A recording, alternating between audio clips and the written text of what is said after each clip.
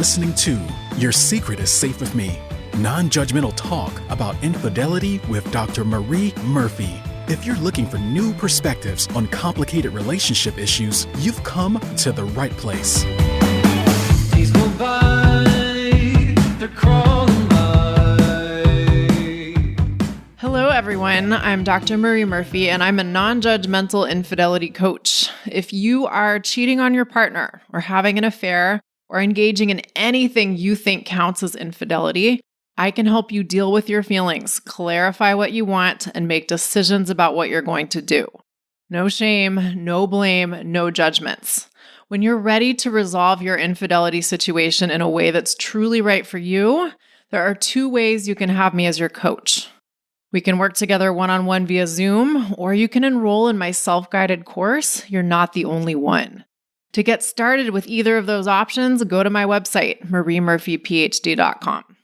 Okay, I just want to say right out of the gate that the title of this episode might be a little too dramatic, or maybe even a little misleading. In calling this episode The Perils of Telling the Truth, my intention is not to suggest that telling the truth is inherently or necessarily perilous.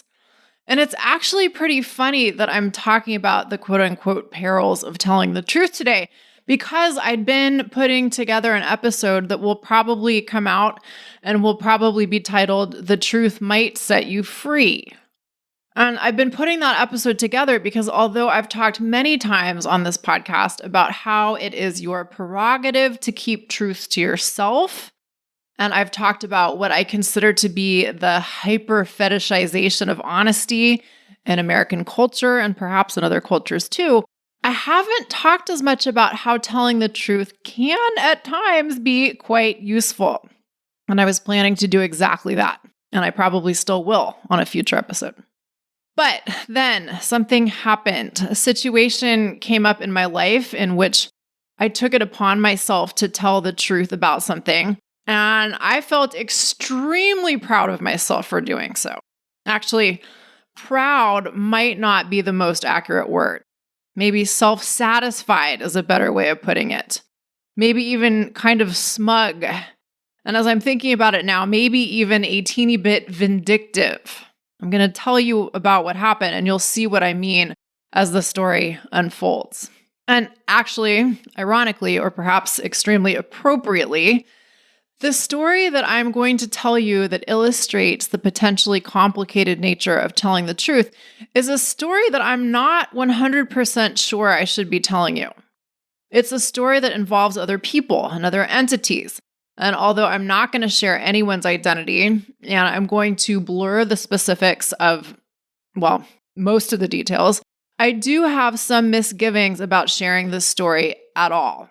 But I have decided that I think the potential benefits of sharing the story outweigh the potential drawbacks. So here we are. Hopefully God won't smite me for telling me this story. If my next episode doesn't come out in 2 weeks, well, that might be why. Hopefully not, though. But before I launch into this whole thing, I just want to let you know that this story today isn't about infidelity per se. Is it applicable to infidelity? You bet. That's why I'm telling it. And at the end of the episode, I'll give you an example of how my story relates to one specific aspect of many infidelity situations. But if you don't want to bother listening to anything that isn't a direct discussion of infidelity, this is your cue to turn this episode off and listen to a different one. Okay, so here's what happened. Some weeks ago, or maybe even a couple of months ago, this practitioner that my spouse sees for various things recommended that he go on a plant medicine journey, and he was totally up for it. Just for context, both my spouse and I have histories of consuming various substances for recreational and mystical purposes, but both of us had been almost completely retired from that kind of stuff for some time. So we aren't people who are, like doing ayahuasca ceremonies every other full moon or anything like that. Not currently. But nor were we unfamiliar with psychoactive plants.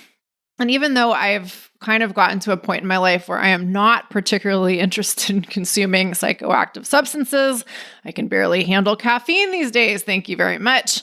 I was interested in going on a plant medicine journey too when my spouse brought it up, because lately I have been really wanting to get beyond my default state of consciousness.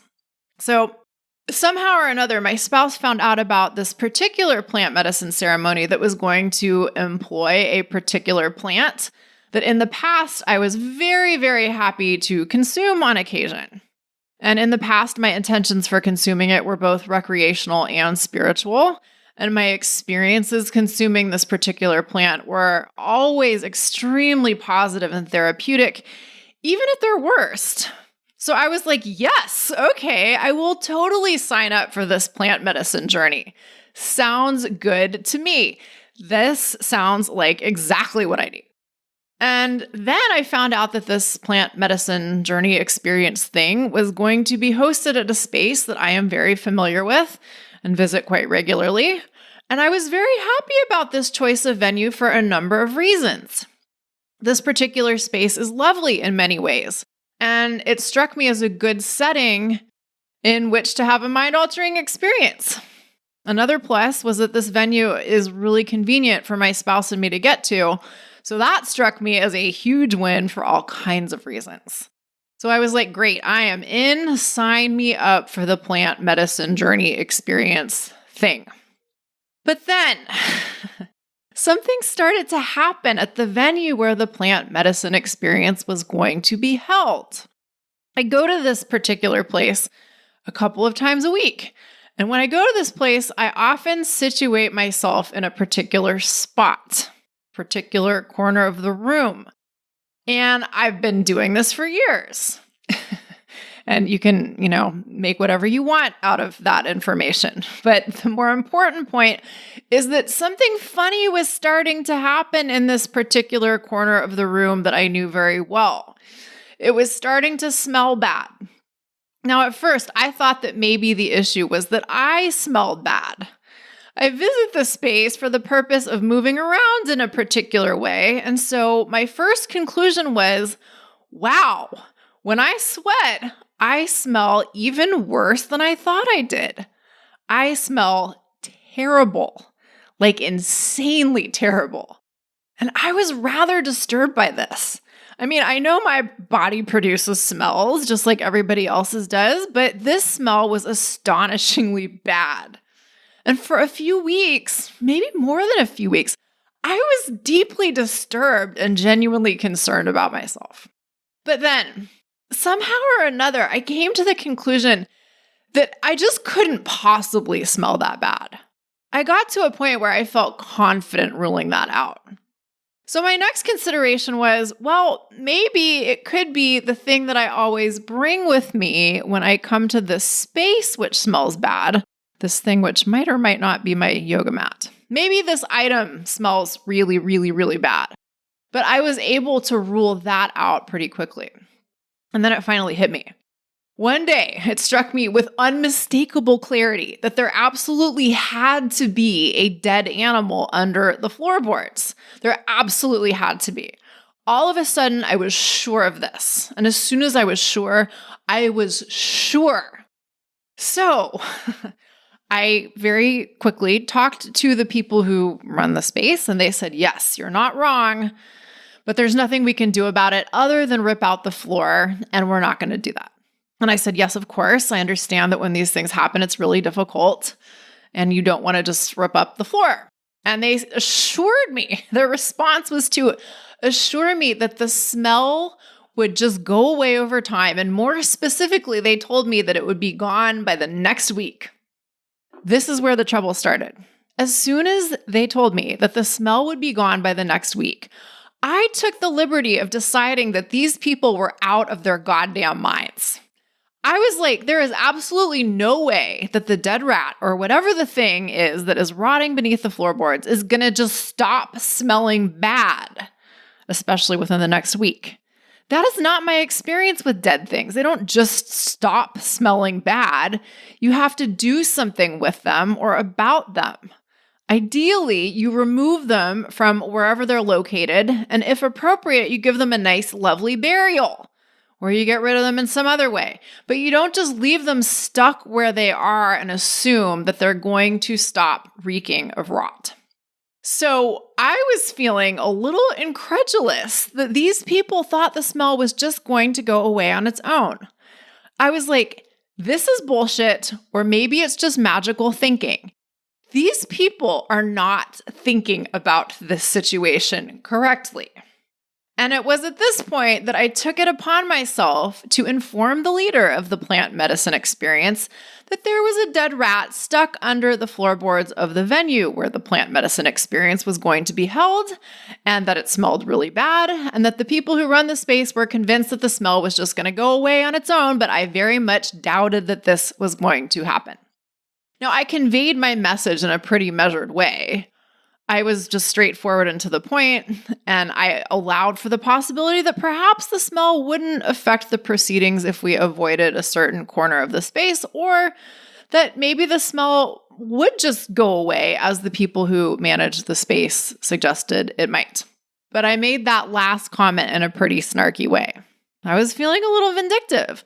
I was pissed that nobody seemed to want to do anything about this dead rat smell situation, so I was going to do something about it myself.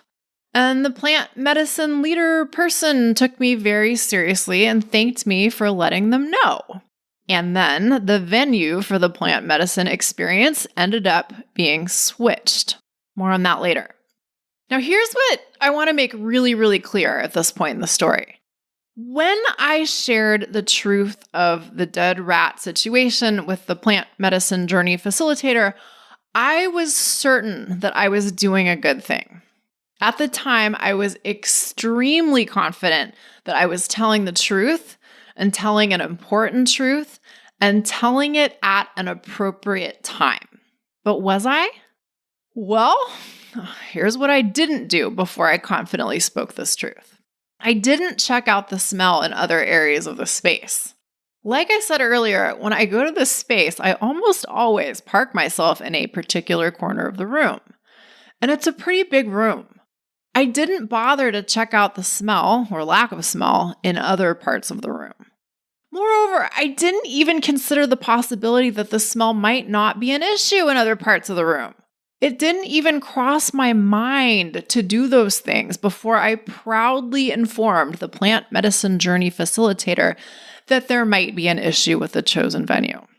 I also didn't consider the possibility that the smell really might just go away, or at least dissipate significantly on its own.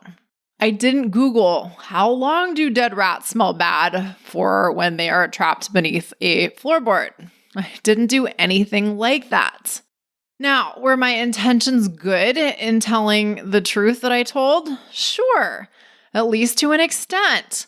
The smell in part of the room was really bad. Really ridiculously bad.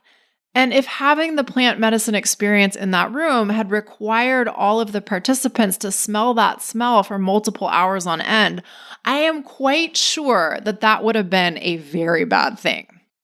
But even so, in telling the truth that I told, I was really only telling a portion of the truth. The bigger truth might have been that if a certain area of the space were avoided, nobody would have even noticed the smell. I wanted to be the hero who saved everyone from having to inhale the perfume of dead rat. But by arranging the group in a certain way within the space, the dead rat smell might not have been an issue at all for the plant medicine journey experience. And I didn't consider that before I spoke up. And so the venue changed. And while I don't know for sure that it was changed because of my warnings about the odor issue, I have reason to believe that the change very well might have been made because of my warnings about the odor issue. After that happened, after the venue was changed, I did the due diligence I should have done before I spoke up. I assessed the smell situation in other parts of the space, and sure enough, the odor was undetectable to me if I moved far enough away from the offending area. But by that time, though, the announcement of the venue change had been issued, and the date of the plant medicine experience was drawing close, so I just let the matter go. I had said my piece, and theoretically the leader of the plant medicine journey could have gone to the space and assessed the smell level throughout the room, and come to their own conclusions about the acceptability of the venue. And who knows, maybe they did do that, and maybe they decided that the smell was indeed a deal breaker. I didn't inquire about that, so I don't know for sure. And maybe folks with more sensitive noses than mine might have picked up on the smell no matter where they were situated in the room, if the journey had indeed been held in the room. There's just no way for me to know that part either, right? But here's what I do know. The plant medicine journey was moved to a location that was far less appealing to my spouse and me for two reasons. One, it was harder to get to from where we live. This wasn't a deal breaker for us, but the convenience of the originally planned location was really appealing, and the new location was decidedly less appealing to us. Also, I knew going into it that the venue space was going to be a lot smaller, and I was pretty sure that this was going to be a bummer before I even saw the space. I like my space, people. I don't like being smushed up against other humans without sufficient breathing room. And the idea of being in very close quarters with a group of strangers ingesting psychoactive substances together kind of took the wind out of my sails. Once I found out that I was going to be in a small space that was inconvenient to get to instead of a big space that was really easy to get to, my enthusiasm for the plant medicine experience waned a little bit. But I was still very much dedicated to participating in the experience because I figured my consciousness was due for a car wash. So we made our way to the new space on the designated day at the designated time. And while there was no smell of dead rat or dead anything else within the space, which was a good thing, the quarters were pretty cramped. And personally, I wasn't too thrilled about this, but I was like, whatever, I'll be okay. I might not consider this ideal, but I can deal with it. Plus, I made sure to situate myself and my spouse right underneath the only window in the room, so we had direct access to fresh air. I knew that was a good decision when I made it, but it proved to actually have been a great decision as the day wore on. And eventually everybody arrived and the experience got underway and we all imbibed our potion of the plant medicine. And when it started to kick in, I was like, okay, this is some really strong shit. I very quickly started to experience the kind of visuals that 25 to 30 years ago would have dazzled me. But I wasn't dazzled. Rather, I quickly became exhausted and I quickly realized that I would much rather be at home on my couch with my dogs and my spouse than in that room tripping my face off and stuck there for at least another several hours. One of the conditions of the experience was that nobody could leave until the experience was declared to be over. And we had an approximate end time, and I knew we were hours away from that. So pretty early on in this whole thing, I got into the mode of riding out my unenjoyable experience of the plant medicine as best as I could. I wasn't freaking out. I wasn't about to lose my shit. I was just having an unpleasant experience, and I knew I could hang in there and go along for the ride. And in a way, that was fine with me, or as fine with me as it could be, but it was challenging. There was absolutely nothing enjoyable about the experience for me. And that surprised me because I'd always had such a nice experience of ingesting this particular plant. But at that point, this was really beside the point. The point was just to hang in there and make it through. And as I was hunkering down and making it through my own not so fun journey, somebody else in the room started to have what is sometimes known as a bad trip. And from what I gathered, it was a very, very, very bad trip indeed. If you can imagine the details, you can imagine the details. And if you can't imagine the details, well, let's put it this way. This person was having a very, very hard time, and the people around this person were probably having a very hard time witnessing or at least being around this person who was having a very hard time. The facilitators of the experience took the person who was having the tough time off to another room, But that room was adjacent to the room the rest of us were in, and the walls weren't particularly thick. So those of us still in the main room had at least some idea of what was going on next door. And although I couldn't hear all of it, both because I was trying to not listen for the sake of staying out of other people's business, and I was trying to not listen for the sake of just getting through my own not so pleasant journey, it was still pretty clear that this human was not having a great experience of the plant medicine that day. Not at all. And of course, this person's experience ended up having a pretty big impact on the whole group's experience. Hearing, or partially hearing, what was going on with this human was a thing, and it was an ongoing thing, probably for a few hours, maybe even a little longer than that. And then there was the fact that all but one of the facilitators had gone off to tend to this person in need, leaving a lone facilitator in the main room to tend to the rest of us. Later in the evening, I spoke with the facilitator who had been left to hold down the main fort, and this person indicated to me that being left in charge in this way, with all of the mayhem going on in the next room, was pretty challenging indeed. And later, others indicated how challenging it had also been for them. Now, the upshot is we all survived, but it was a rather harrowing few hours or so. Eventually, the person who had the meltdown was led back into the main room, and to my immense relief, eventually the whole experience was brought to a close. At the end, we were all invited to share about our experiences, and the poor person who had the massive episode apologized in a rather heartbreaking manner to the group for negatively impacting everyone's experience. And to their credit, the facilitators stepped in and basically said, our humanity contains multitudes. Being a human isn't all rainbows and unicorns and cupcakes and sparkles all the time, and that's okay. We can be with our darker parts individually and collectively, and we can be okay even when it's hard.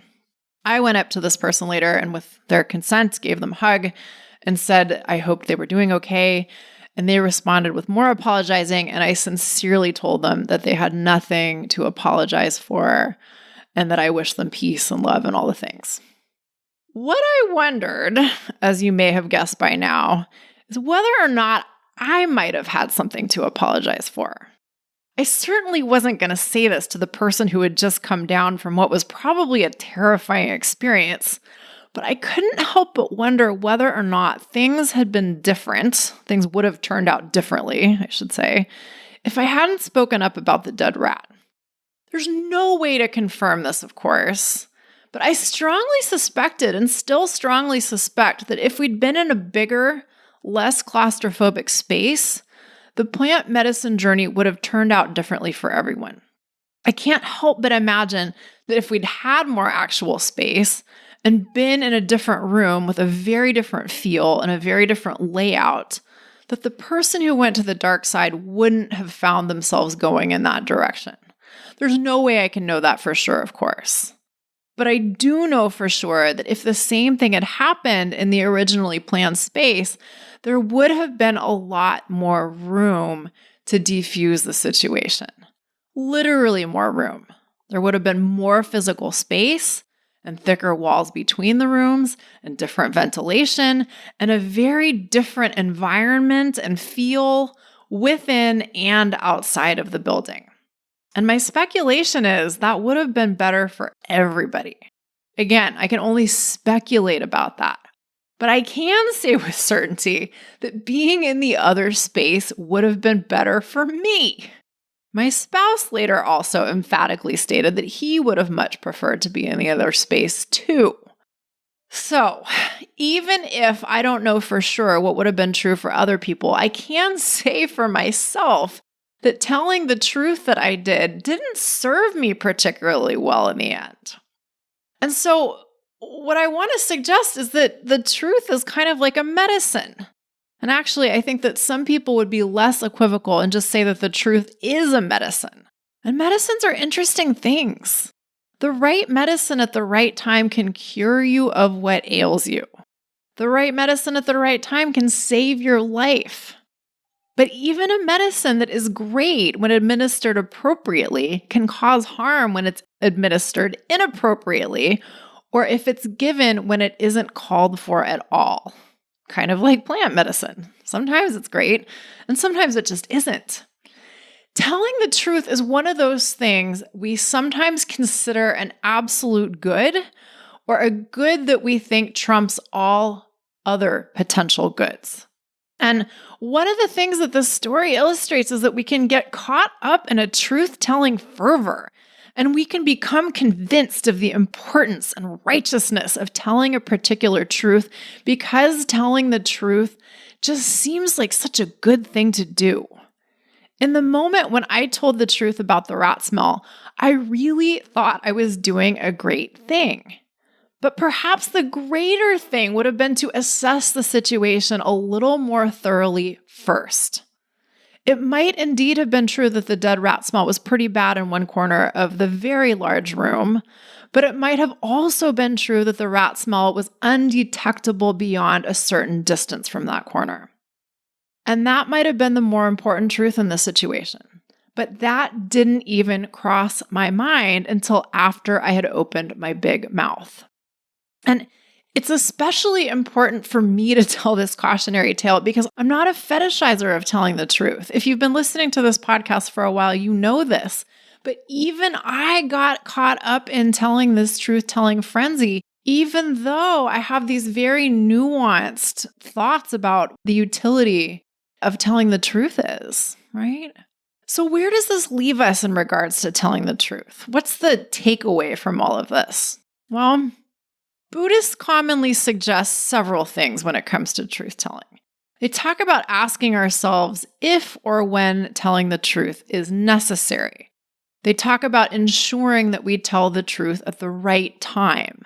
They talk about telling the truth for benevolent reasons and telling it with kindness. They talk about telling the truth for reasons that are conducive to harmony. And I think all of this guidance is lovely, but I also think it misses something. I think it doesn't quite account for the multiplicity of truths we might be able to tell in any given scenario. In my case, it was true that there was a very bad dead rat smell in one corner of a big room. But as I later discovered, it was also true that the bad smell was not detectable to me throughout the room. Which truth was more important? Thus, another question I suggest we consider, in addition to the questions the Buddhists recommend, when we're figuring out how or if we're going to tell a particular truth is this. Is this the most useful truth I could tell in this situation? Or is this the most important truth for me to tell in this situation? The answers to those questions might be yes. In some situations, there may be a clear hell yes to both of those questions. But if the answers aren't a clear yes, the next questions might be, what truth or what truths might be more useful or more important for me to tell in this situation? So let's tie this into infidelity situations, finally. A lot of times, this is just one example. There are so many examples we could tie to all of this, but this is the one I'm choosing for today. A lot of times when I'm working with folks who are married and want to leave their marriage in part because they're having an affair and they want to pursue a non-affair relationship with their current affair partner, the question of, do I have to tell my spouse about my infidelity will come up. And usually, the more important thing to tell your spouse is that you don't want to be married to them anymore. Worrying about whether or not you should tell the truth or certain truths about your infidelity may be a total distraction from the main task at hand, which is, in my opinion, to tell your spouse the truth about what you want in relation to your marriage. If you don't want to be married to your spouse anymore, that is, in my opinion, the single most important truth for you to tell them. Are there exceptions to that? Maybe, but I sure can't think of any off the top of my head. Other truths might be important too, but if you're married and you don't want to be married anymore, telling your spouse that truth is paramount. Okay. There is so much more to be said about telling the truth. In fact, I would love to go off on a whole bit about whether or not it's even useful for us to talk about the truth as if it is a fixed thing or a monolithic thing. but I'm not going to do that. We're going to leave this here for today with emphasis on the point that I don't intend for today's episode to be the final word on anything related to the truth. I've shared this story that I've shared because I think it raises questions that are really important for us to consider. But the truth, or truth, is a vast, multi-layered topic worthy of consideration from many different angles. And this is but one of those angles. So, on that note, if you are grappling with telling truths or not telling truths in relation to your infidelity situation, let's talk. I can help you figure out how you truly want to handle the truths of your situation and how you want to convey or not convey those truths to others. And of course, I can also help you with all of the infidelity related stuff. When you're ready to put the drama and difficulties of your infidelity situation behind you, let's get to work. There are 2 ways you can have me as your coach. You can enroll in my self-guided course. You're not the only one. Or we can work together one-on-one via Zoom. To get started with either of those options, go to my website, mariemurphyphd.com. I can't wait to meet you. All right, good humans. That is it for today. Thank you all so much for listening. Bye for now. Thanks for listening to Your Secret is Safe with Me with Dr. Marie Murphy. Make sure to click subscribe to get updates on our latest episodes.